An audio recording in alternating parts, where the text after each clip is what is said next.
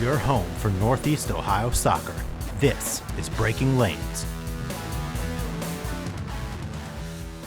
Ladies and gentlemen, welcome back to the Breaking Lanes podcast. I'm your host, Logan Congrove, and joining me today is a new special guest, Omar Najjar, coming from the Cleveland Crunch today, but has played a lot of other places too, which we will touch on.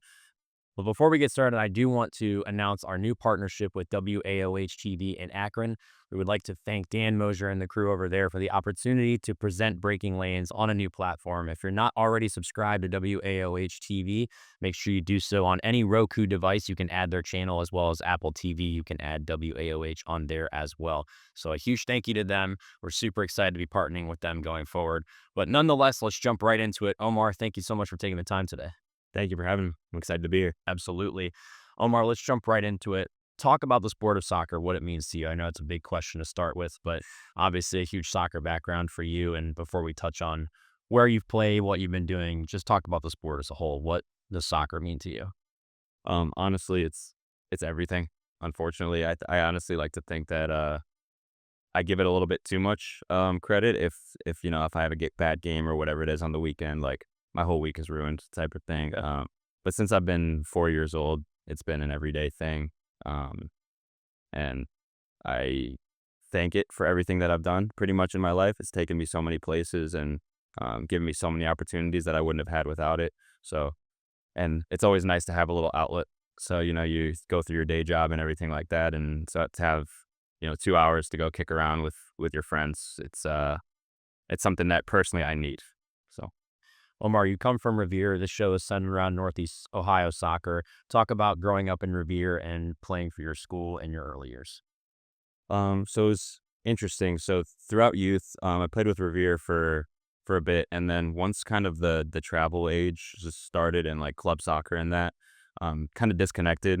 My grade didn't have too many players, unfortunately, so it was always difficult to field a team in that. But yeah, it was nice. I mean, going up and, knowing going into the high school that we had a very competitive program at the high school level. It gave you some motivation to wanting to grow and be able to, put on the varsity jersey and, compete for state championships and all of that. What would you say your biggest takeaway from playing in your time at Revere would be? The biggest takeaway is that not everybody is going to see value in yourself. And, you kind of just have to understand that, there's different types of coaches, different types of styles and that kind of thing. And you just have to adapt to wherever you go, whether you agree with it or not. If you want to get on the field, you got to do what the coaches ask. And so that was probably my biggest takeaway from it. You mentioned your club experience. What club did you play for? And as the club scene kind of grows in younger kids, what would you say your biggest advice on players trying to make it in the club scene would be right now? So I played for quite a few clubs growing up. Started with Noesa, which they don't exist anymore. And then I went to Ohio Rush, and they don't exist anymore. Went to Penine for a brief bit, but for most of my club career, spent a majority of it at Caps, which they're still around now. Great club, and I owe them a lot. And then transferred to Cleveland Force for my last, main years of like high school club soccer, and really had a great experience there as well.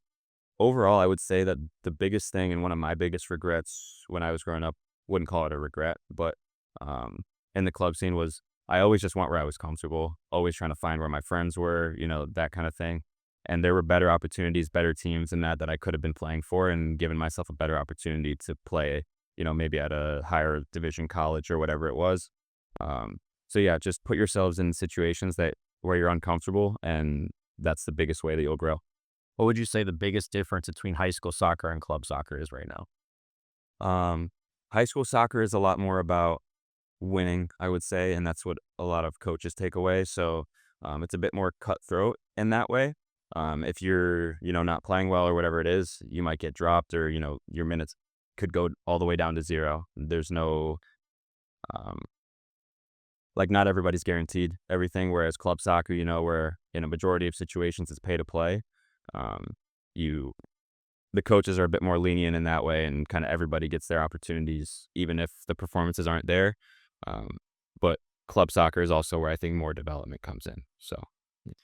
So you played a little bit of soccer at Mount Union, I should say, not just a little bit. You played a lot of soccer at Mount Union. Talk about your recruitment process. What led you to play at Mount Union? Honestly, for me, The biggest thing was the interest. I had quite a few schools that had reached out to me, but Mount Union was the one that were constantly reaching back out, always, coming out to my games, texting me good luck beforehand, all that kind of stuff. And it really stuck with me, and that feeling of being wanted and appreciated was really important to me. And that was kind of what we talked about with my parents, was like, these guys have clearly shown interest and that they truly want you in their program. And so you should go to a place you feel wanted. Um, so yeah. What would you say you learned the most that you still use today from Mount Union? So when I got to Mount Union, I was recruited as a 10 or an attacking midfielder, and then hit a huge growth spurt, lost a lot of speed and that, and so dropped deeper into the midfield. So I started playing as more of a defensive midfielder, and so had to kind of completely learn a new position. So I took a lot away from that. The biggest thing is, to me, is they taught me how to work hard for real. The college game was so different to anything that I had experienced beforehand in terms of the pace of play and the physicality. So my biggest takeaway, and honestly what set me up pretty well to compete with every team that I've competed with since, is just that work hard, grit kind of mentality that I felt I didn't have before. Mount Union is obviously one of the stronger Division III schools in the area. When you got to Mount Union, what would you say was the biggest culture shock for you as a player? How were you able to adapt to playing at the college soccer level? The biggest difference to me was right when I got there, just seeing how the guys train. I actually came in, and unfortunately was injured right when I arrived my freshman year. But just watching them train, they were going after each other. You'll see studs up tackles at practice, people, yelling at each other and that.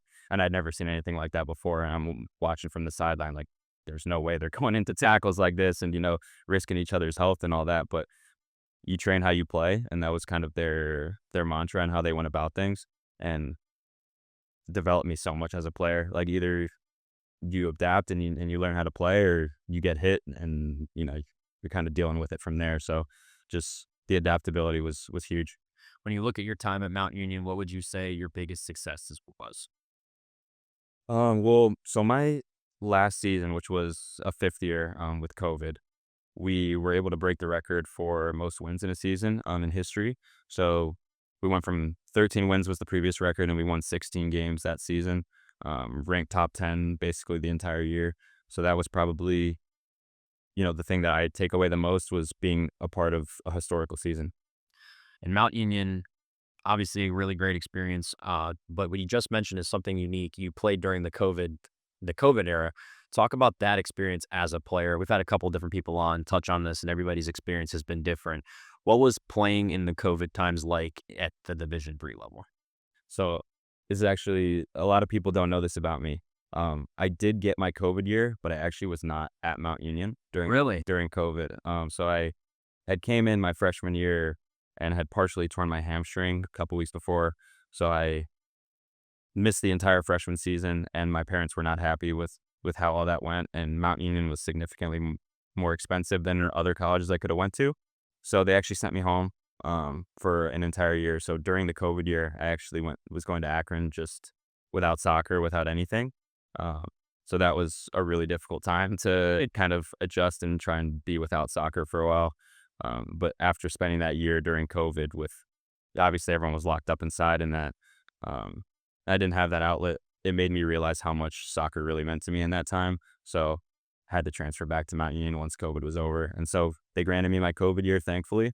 Um, but yeah, didn't have the same COVID soccer experience that a lot of people had. So That's definitely unique. What did you do when you were just at Akron as a student? What did you do to kind of scratch the soccer itch for yourself, even though you were injured? What did you do for yourself? Because obviously, like for me with media, if I wasn't having my podcast, I need to figure something out to do. What did you do to like kind of satisfy yourself without soccer? it sounds kind of crazy, but honestly, just got really back into FIFA. So needed something to do, needed something to kind of get a little bit of the soccer and the competitive edge and all that stuff. You can't get it from that. But it was the closest thing I could find to it. And then once I was healthy again, the assistant coach at Mount Union at the time was playing in a bunch of men's leagues. And so since I wasn't his player anymore, he was inviting me to play with him. And that was really all I had. Um, and I'll tell you that men's leagues does not satisfy the itch that you have to play. So What is your favorite men's league that you've played in, a game that you can remember, or just a league as a whole that you found to be fun or entertaining? I would say the Caps Fieldhouse League that I play on Monday nights. Um, it's just honestly a ton of talent shows up and plays there. Obviously, most of them are, ex-college, ex-Division I in that, so they're not playing actively or anything. But the quality and like the understanding of the game is very high, and you can see that certain teams will put a team in and they'll really struggle. Coming into the league and they think it's men's league and it's not that crazy, but there's a lot of really good teams in it. So definitely go with that one. Transitioning out of your playing career for just a minute into what you're doing now, you're an assistant coach, a GA at Hiram. Talk about how you landed that experience and how it's been so far. So I knew that kind of like about 3 years into my undergrad was mechanical engineering. I was about 3 years in and realized that this might not be for me. And so I was thinking about exploring the coaching route because people were telling me, they thought I'd be good at it and whatever else. And so the easiest thing for me was, at the very least, I would take this grad assistant position. And if I don't enjoy coaching and I don't want to continue afterwards, at the very worst, I leave with a master's degree. Um, so that was kind of my thought process when going through it. And I applied to quite a few places, but my old assistant coach at Mount Union is the head coach at Hiram now, Joe Chmura.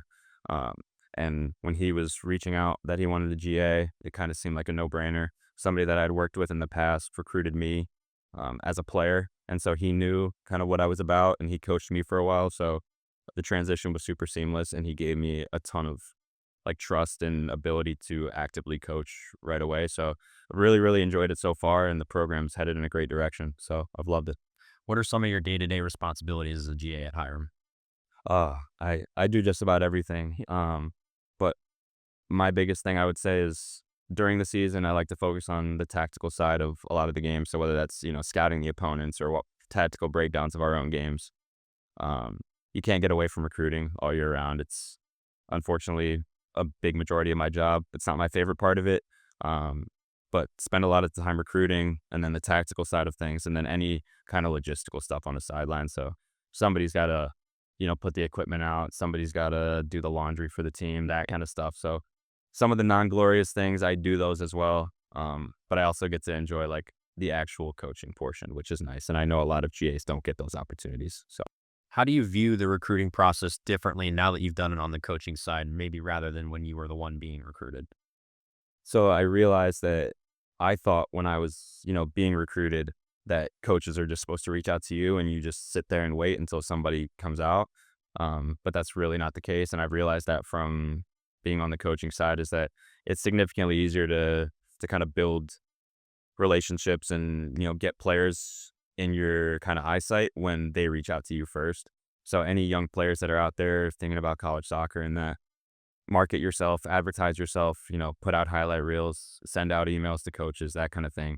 Because if, for example, you send me an email, I'm going to see your name. And then if you come see me in person, you come to an ID camp or whatever it is and you introduce yourself, the names is in my head, somewhere. And so I'm going to remember like, oh, that kid's reached out to me. And then we can, start the process from there.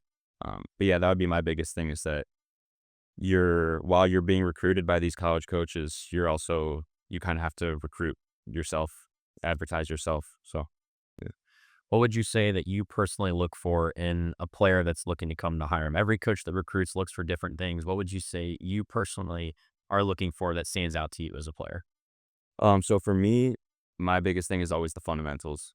I'm looking for players that, they're in a tight space. They can take a good first touch, play it out in 2 touches, or guys that read the game really well. So if, you're a defender and your job looks really easy because you're reading the game early, like that's the kind of thing I'm looking for.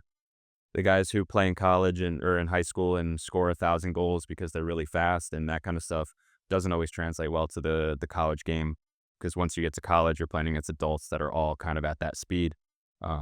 So the ones that are successful are the ones that can think really fast, make good decisions, and are just clean with the ball. So when it comes down to it, you could have a guy that's super flashy, can do all the skills, tricks, and everything in the world, but if it's not effective or we're not going anywhere with it, it looks great, but it's not what I'm looking for. What would you say your biggest asset is as a coach or a GA that you add to the staff at Hiram, whether it's talking to young players or using your experience as a player? What would you say you bring to the table that affects the Hiram program the most? I would say I bring a pretty strong tactical understanding of the game. And that's something that when Joe hired me originally was we talked about a lot was he really wanted to give me a big hand in how we ran the tactics and that kind of thing. So just the understanding of the game. I don't want to, talk too much about myself in that way, but I do feel like I have a strong understanding. Um, I watch a ton of soccer, whether it's professional all the way down to high school. I'm watching soccer 24/7. And so I think bringing that to the table as well as just, I feel I have a pretty big network now playing with the crunch and other things. So I can bring talent in and other things in that way. So just having the ability to know people as well as know the game, it's a pretty good combination to have in college soccer. Talk about the Hiram program as a whole. How does it differ from Mount Union, and what are some things that you like about being a part of the Terriers? So Mount Union is a place that I feel recruits a little bit more for itself. It's a fantastic campus, historical. Like the last few years, they've been a fantastic soccer team. So in that way, it's it's fairly simple for guys to want to play there. It's a lot of players in this area's dream school. And versus the Terriers a bit behind. Coming off of a rebuild. I believe it was 4 years ago. They had 12 guys on the roster. Um, they had to pick up random guys off of campus just to fill out a roster and be able to play in games. So those first couple years were definitely rough for them. And so being a part of a rebuild and seeing how quickly we've been able to turn a 12-man team into a 40-man roster that's now within 3 years competing for playoff spots in our new conference and everything like that. It's been a great experience, and it shows that it is possible to rebuild and do things the right way, and it happens a lot quicker than you think. How has it been transitioning to a new conference for Hiram? For us, it's been fantastic. Going from the NCAC, they pretty much always have 3 to 4 teams in the top 25, and just overall tons of money. It's like high tuition costs and all that kind of stuff, high academic schools. And so they're able to draw in, a huge group, a huge talent pool. And so honestly, we were not competing super well in that conference. Our last season in the conference, we were 0-9. And then we went to the PAC the next year and had a 500 record, and immediately were competing for playoffs in the first season. So for us personally, it was a great thing. And the other side of it is the travel. In the NCAC, we're traveling to Indianapolis, 6-hour bus rides and that, whereas now all of our games are within 2 hours. And so it works out a lot better for the players, with their school and life balance, as well as the parents are able to come out and see a lot more games. Before we transition away from Hiram, what would you say you take away from your players at Hiram now that you use as a player? Is there anything that you've learned from them that has translated to your own game? That's an interesting one. Honestly, love all of our players. We've got some ballers on the team, but honestly, there's a lot of things that they do that really drive me nuts. And so I've kind of made sure not to do those things in my game. So in terms of learning from a lot of them, there's a few that really good at like driving with the ball, or doing things off the dribble, which is something that I've always lacked in my game. So I've been trying to incorporate that more and more as I'm able.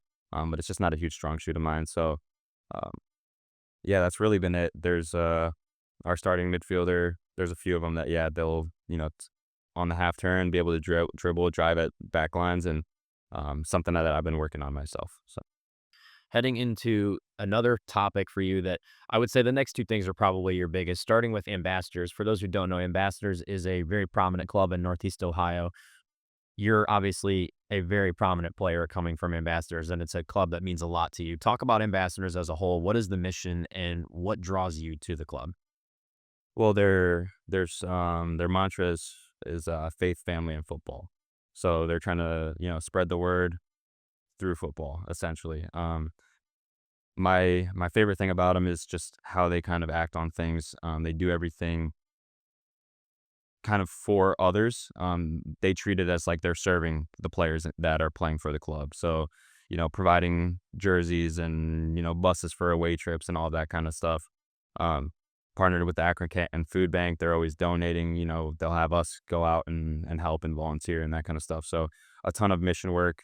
And that goes all the way from the bottom, the little tykes that play for Ambassadors, all the way up to the top. And I just have so much, you know, thankfulness for them, because that year that I had spent at Akron and, wasn't playing soccer at all, they had been posting heading into that summer, or that next summer after COVID. Um, they had been posting, player announcements and all that kind of stuff. And I just saw a bunch of my friends getting, signed by the club. So I just reached out to the account. They responded and, said they would have me on the team. And at one of the Ambassadors games was when the new Mount Union coach came, saw me play, and brought me back. So um, they kind of brought me out of retirement in that way. So I'm super thankful for that. And without them, I would not be in the situation that I'm in now. So that's kind of where the ties have been, and stayed loyal. So Talk about the growth of the club as a whole. What have you seen from Ambassadors as they continue to be one of the larger names of the club scene? So on the youth side, I'm not as familiar, but in terms of the men's football side, I mean, when my first season, we were just playing NOSL. There was 15 guys. We had cotton T-shirts, that kind of thing. And then within 5 years, now we're playing fully semi-professional football in the NPSL, and now we have 2 full teams. We'll have almost 60 guys each summer, so it's a place that people want to come to, and people enjoy being around. And so yeah, that's the growth has been so fast, and that's big time with having to do with Ryan and Bob Dean. They put in so much effort, and I know they don't get paid nearly enough for the work that they do. Um, but yeah, the growth has been massive, and they wouldn't be able to do it without the sponsors and everybody else on the outside as well. Speaking on the NPSL, Ambassadors, this will be their second year as part of the NPSL, coming off of the NOSL experience.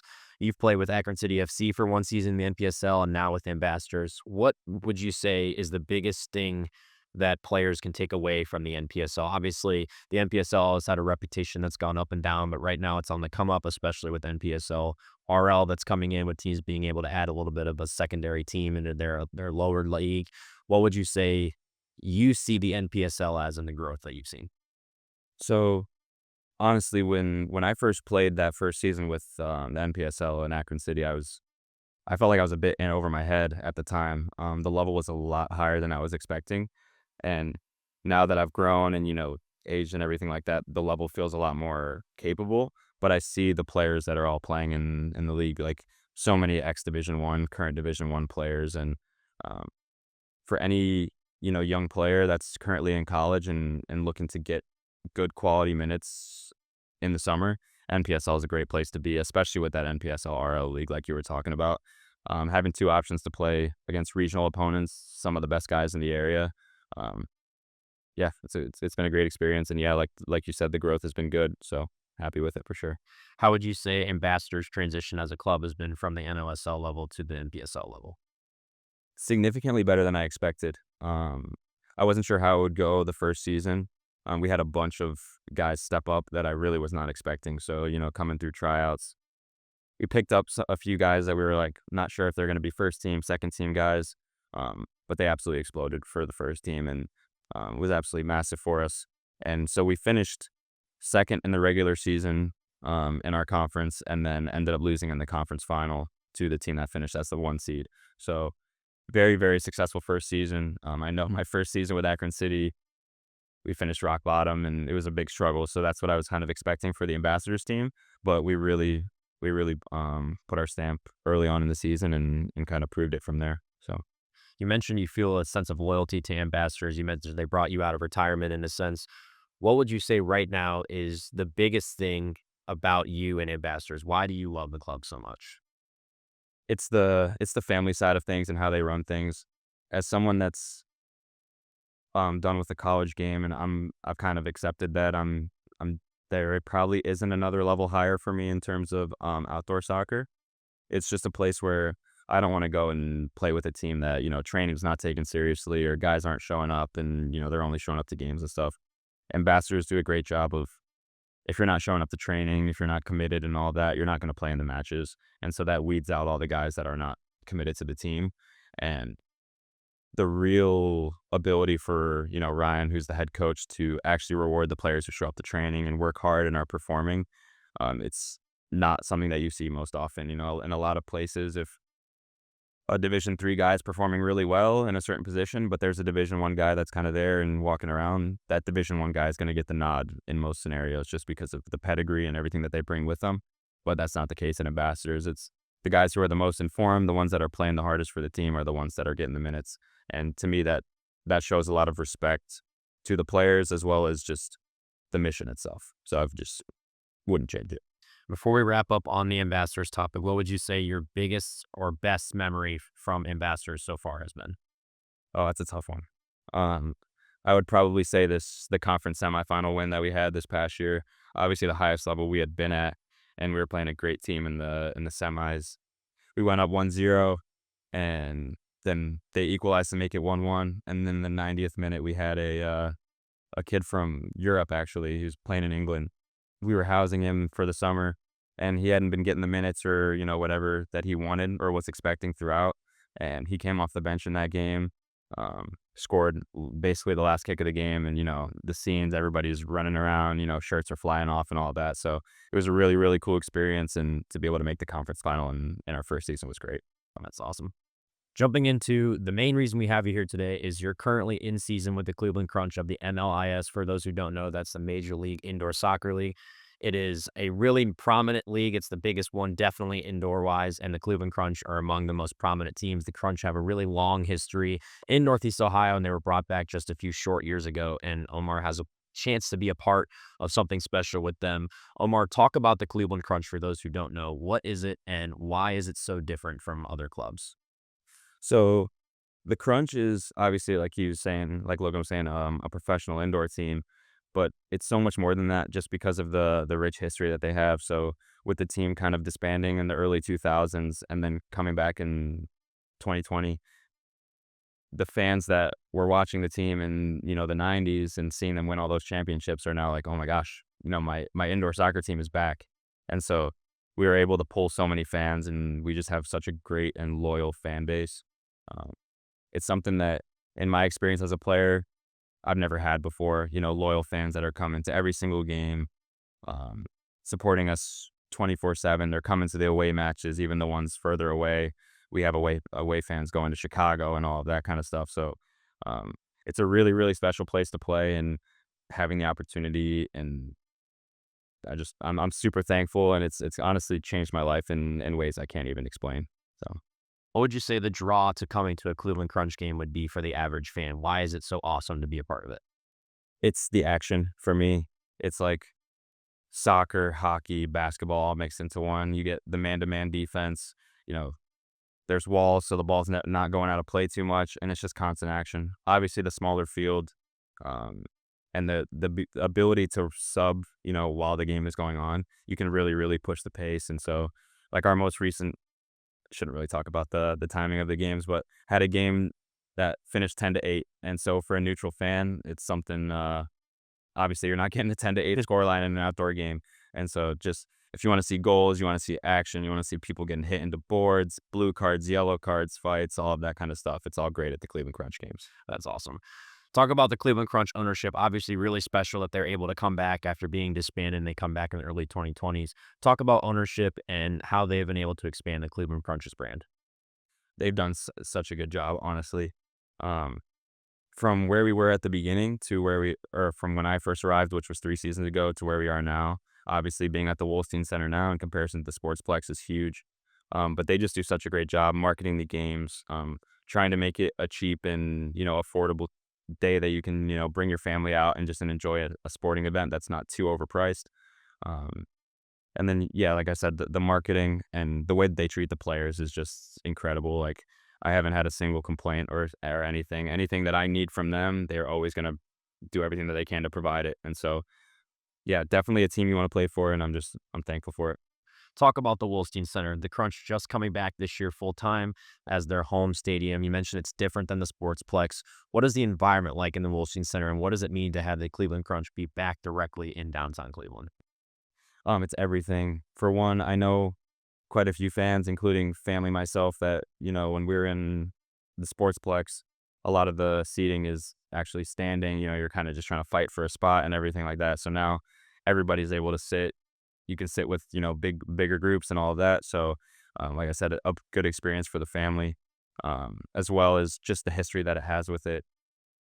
Playing in an arena where, everyone's surrounding the field, you're able to create a great atmosphere down on the field, and it really feels like we're playing with an extra guy on the field when our fans are up and, loud.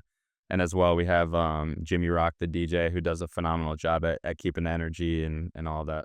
So, as well as with the quality of players that we have in the team, the Wolstein is so much bigger, and so we have so much more space to play. So you'll see the creative 1v1 dribblers like Aiden Bozak and Tomasz Nagy and those guys that you'll get to see some flashy things out of them in that bigger space. So the Wolstein has benefited us so much in so many ways. How has the city of Cleveland as a whole embraced you guys coming back since 2020? It's been fantastic. I had watched games in the first 2 years when they had been back. We had a player from Mount Union on the team, so we came out and watched a few times. And I did not realize how much of an impact those kinds of fans, really, really make on the team. And it's grown so much. We've had some people come to games and make posts afterwards like, wow, this is, one of the greatest experiences I've had as a sports fan and that kind of thing. So yeah, they've done so well for us, and just, always being there. You got to pay for parking, you got to pay for your ticket and all that stuff, and they do it, no questions asked. And after the games, we'll go up to the third floor and sign autographs, and fans will happily, wait patiently in line as everyone comes through and gets all their autographs. So they treat us like we're professionals, and I mean it's something that as someone that grew up in the area, it's really an honor. What's it like to be able to sign autographs as you? You have kids coming up to you, adults coming up to you. You're obviously, everybody's a kid at one point. You used to be the one going to get the autographs. How's it feel to be able to be the one signing them? It's an amazing feeling, especially when, a kid comes up to you and says like, you were awesome today, or you're my favorite player, that kind of thing. Because whether we know it or not, or whether we're meaning to or not, we are inspiring the next generation of soccer players. And I don't take that responsibility lightly. I think that, the way I carry myself and, the professionalism and all of that, like, I really want to be a good example for the kids, and I want them to be excited when they see me. And, I want to do stuff. I want to do stupid celebrations, get the fans and the kids, happy and wanting to come back. So yeah, it's all about inspiring the youth for me, and another reason why I've loved coaching too. So You were a part of the 2024 MLIS championship team. Talk about that experience and what it was like to bring a trophy back to Cleveland. oh man, that was an incredible experience. My first season, that was my first season with the team. I wasn't playing a ton throughout the season. Coach Manfoot did a really good job where, I was rostered for just about every game, or I believe every game actually. I was rostered for every game, but was not playing significant minutes. He was kind of just easing me in, getting me shifts here and there whenever he could. And I was just learning from, a super veteran based squad. And when it came down to the playoffs, we're getting on the bus ready to head to Omaha, and one of the defenders within the team calls in sick and said like, I'm sorry, I can't play. And so it's next man up, and that was me. So kind of got thrown into the deep end a little bit when we headed to the playoffs there, but it was such an incredible experience, and something that is probably to this day like the most meaningful championship I'd say I'd won. Because I mean, when we had gotten back, there were fans waiting for us at the the band place that we get dropped off at. They wanted to take pictures and do all that stuff with the trophy. So it was an incredible feeling, and just knowing how much support that we had, whether they were there or not, they were with us in spirit. So. And then in 2025, unfortunately, you fell short, but the difference was you were playing at the Wolstein Center, which ended up being your future home the following season. What was it like, despite the result, to play a championship game at home in Cleveland? It felt right, is what I would say. Just being out at the Wolstein Center, and with the brand that the Cleveland Crunch has and the history that they have, that's the kind of experience that I think should be happening on a consistent basis. So I'm glad that we were able to have that experience. And while I still think about that final just about every day, I would say, it's an experience that we're all going to learn from and understand that hopefully we just will never allow something like that to happen again. Because for one, I think the fans deserve better, especially a final in your home field, you're expecting to bring it home. So definitely a lot of fans were hurt by that, but the whole team's taking it as motivation. We're headed to Las Vegas, hopefully for the playoffs, as long as we take care of business, and hopefully we'll be able to get our get back on that one. What is the team doing this season to create a better result in the playoffs this upcoming year and to bring that winning feeling back to Cleveland? Well, for one, they brought in, through tryouts or whatever it was, brought in a bunch of good young players that are being slowly integrated into the team. And so I think a lot of them are going to end up being big pieces in the long run and helping us out, especially, as it comes to those playoffs. The playoffs are Saturday, Sunday, so 2 games back to back is never easy. So we're going to need everybody on the squad in that regard as well. And we always like to say it at training, but we like to make our trainings harder than the games. And so, we're getting after each other. You'll see a lot of bickering and, people getting frustrated with each other, but it's just the standards that we hold each other to. And so we're trying to use that as our motivation and our push to know that while we might fight and we might argue and stuff at training, it's going to feel a lot better when we're hopefully hoisting the trophy in Las Vegas. For the remainder of the season, what is your push to Cleveland Crunch fans or soccer fans that don't know about the Crunch to come out and be a part of what you guys are doing? I'm telling you, it's all about the action. For anyone that sees soccer and they think of 0-0, 1-0 games, you're not getting that in the indoor game. We've had one game this season where we haven't scored 10 goals, and in that game we scored 9. So, you're always going to be guaranteed goals from both teams, and end of the day, it's just an enjoyable experience. So, to anyone that's not familiar with soccer and you kind of want to get into it, indoor soccer is a great place to start. What's the difference like in speed of play? Obviously, it's a lot faster in the indoor league. How do you as a player adjust to even just the feeling of knowing that you might get 6 or 7 goals scored on you? I didn't even mean to do it. Oh, no, it's impossible. You might get goals scored on you no matter what. What's the difference like from the outdoor game where you might not get scored on that game? How do you as players realize, okay, we're going to get scored on, but we just have to score more? It definitely was a big adjustment for me because my biggest thing was playing as a defender in outdoor versus indoor. Is when I'm playing defender and indoor, I think I forced the guy into, a bad shot that's going wide at the goal, but it's hitting the wall and it's bouncing straight into the middle of the field. And, you need everyone else to be super focused, on where their man is at and, marking up tight and everything.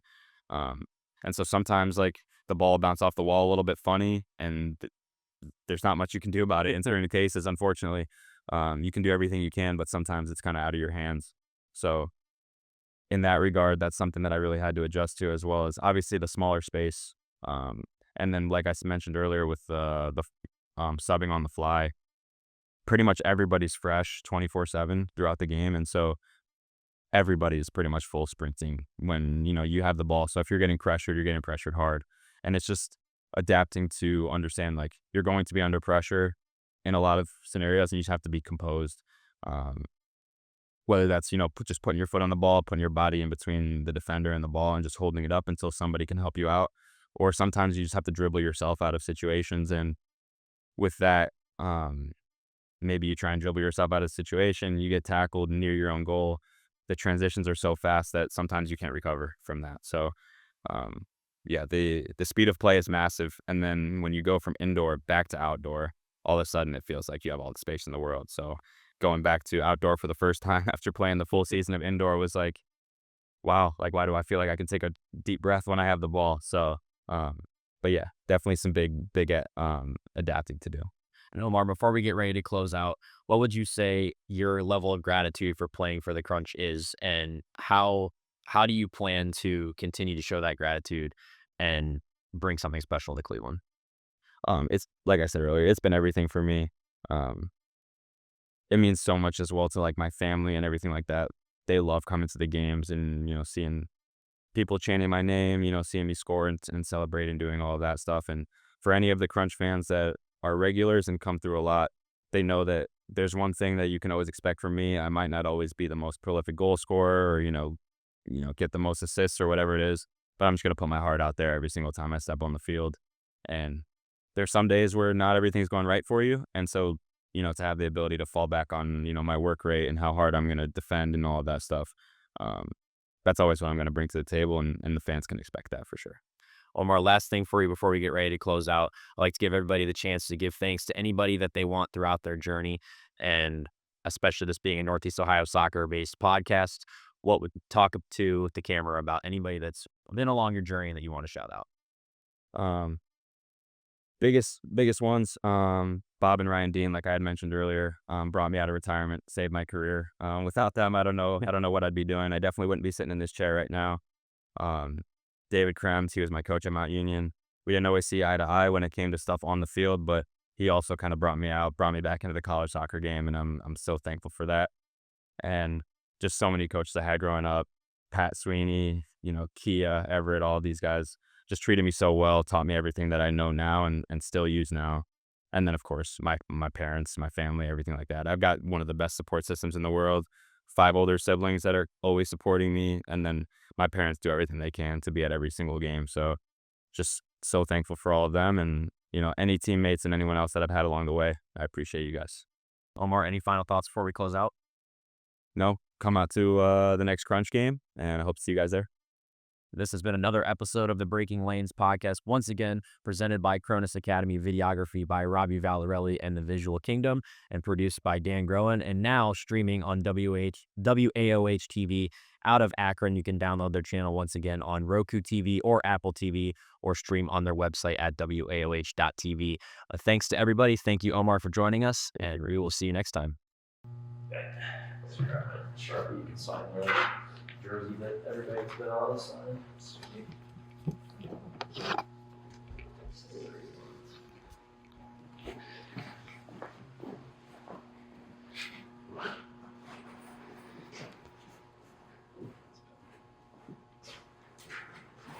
Kind of a professional at this now. What was your FIFA team? Have you ever played Football Manager, by the way? I actually just got the new one. Holy shit, okay. Yeah. I've been wanting to play it. I'm so busy. Dude, you're going to need like 40 hours to play it. Literally.